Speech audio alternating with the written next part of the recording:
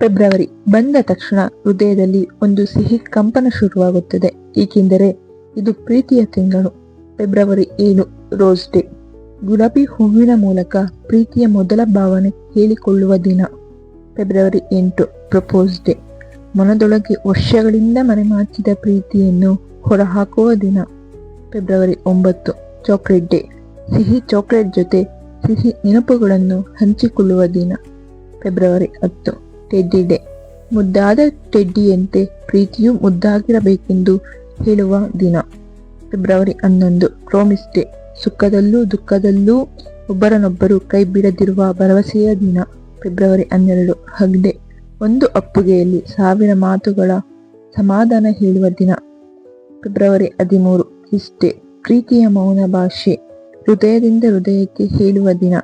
February 14 ಕೊನೆಯ ದಿನ lovers day, ಅಂದರೆ ವ್ಯಾಲೆಂಟೈನ್ಸ್ ಡೇ. ಪ್ರೀತಿ ಒಂದು ದಿನಕ್ಕೆ ಸೀಮಿತವಲ್ಲ, ಆದರೆ ಈ ಒಂದು ದಿನ ಪ್ರೀತಿಯನ್ನು ನೆನಪಿಸಿಕೊಳ್ಳುವ ವಿಶೇಷ ದಿನ.